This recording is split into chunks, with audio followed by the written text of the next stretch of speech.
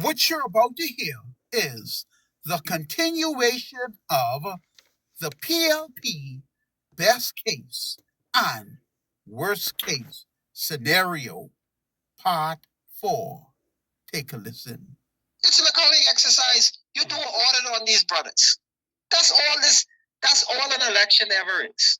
Can the PLP account for the $18 billion that they've spent over the past almost 5 years, over their term, their administration?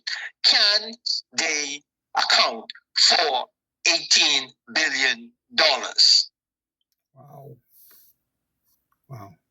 And then you start to do the process of deduction. Okay, let's say they only can account for $15 billion. Mm-hmm.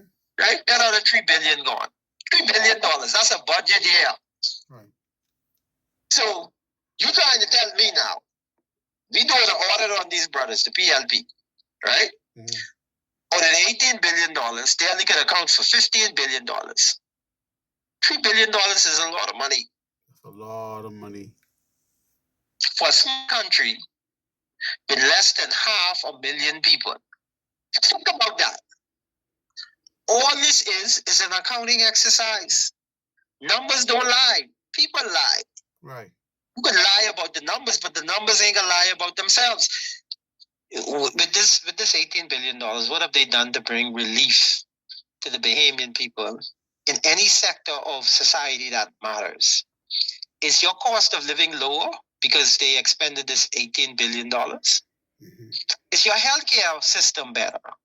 Is your housing situation better? Is your infrastructure better?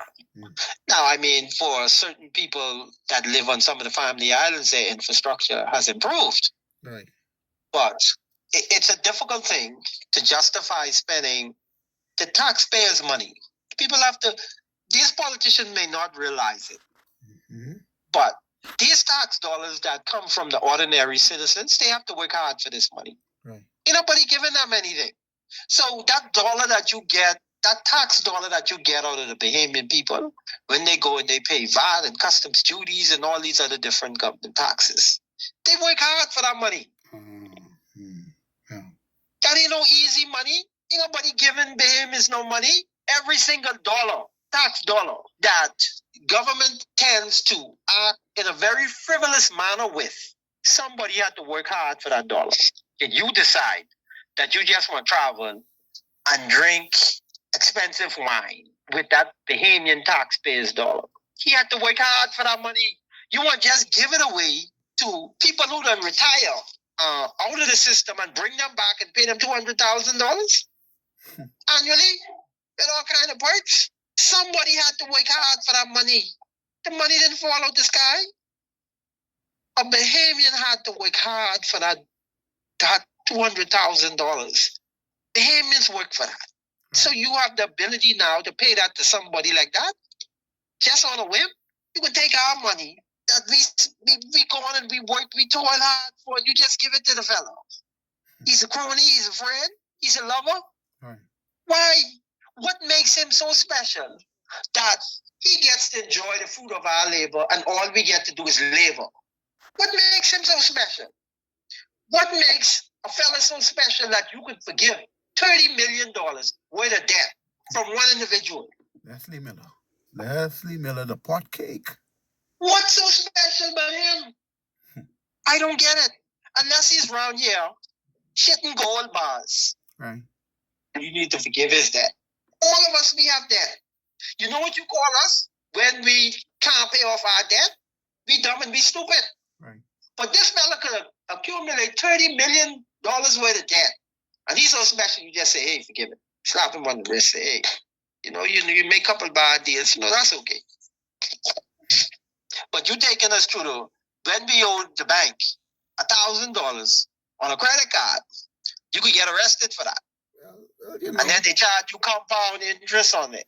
If you miss the first payment, it compounded, then it compounded. So you're locking up a fella for $1,000, and then you're slapping the fella on the wrist who raid the bank of $30 million. Well, though, he knocking on doors for the PLP. He got his sidekick. With the fella Dave, got his sidekick Dave with his but 5 or 6 contracts. They're knocking on doors, man. They got to keep the gravy train coming. There's nothing wrong with Leslie Miller knocking on doors for PLP. But if you're knocking on the doors for the PLP, let the PLP pay you. Mm-hmm. There you go. Ain't nothing wrong with that. If the PLP got $30 million and all these other different contracts award you with, let the PLP pay you. Why you want to use our money to pay them? All our same PLP, and those of us who PLP, you were asking us if you could give them our money. Who tell you could give these fellas our money? Just because we vote for you, you could just give away our money to whoever you feel like? On what planet? It doesn't work like that. So Bahamians need to start being more radical. Leslie Miller shouldn't. Every door where Leslie Miller walk, they should throw piss on him. Every door he knock on, they should throw piss in his face.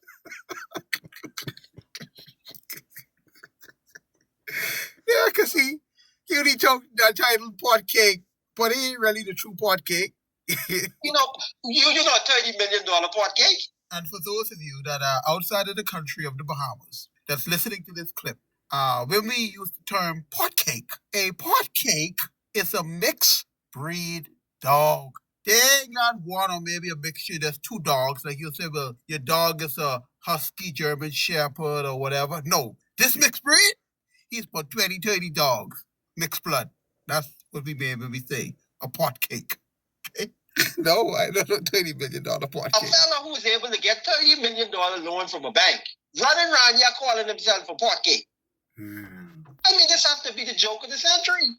But a new generation is emerging out of the ash, and we will rise like a phoenix. Right. And we can shine some light on this darkness. Yeah. And this dark day will come to an end. Yeah. Count on that. Yes.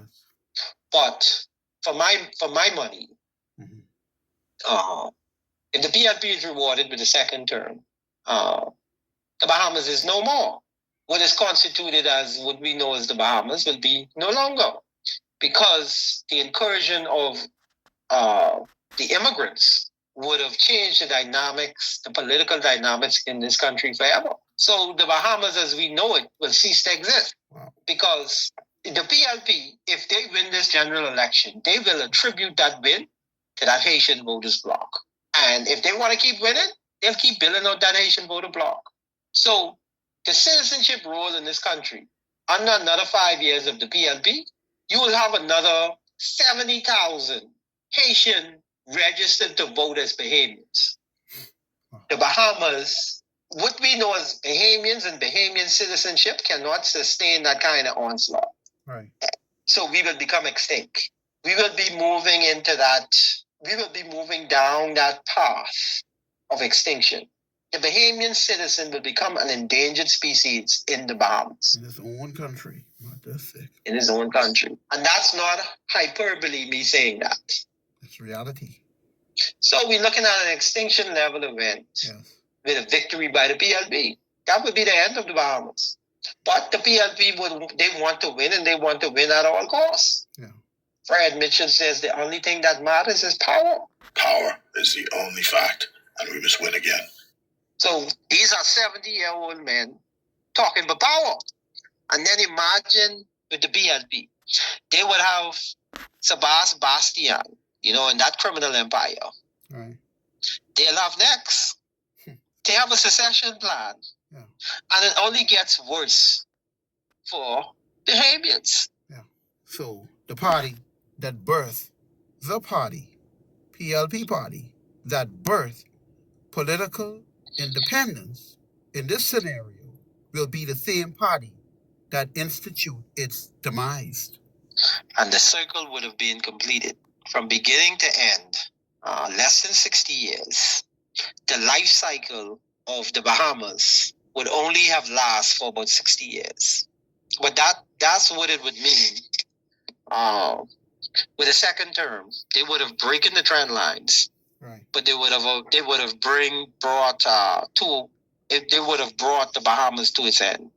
And Bahamians might think, you're talking hyperbole.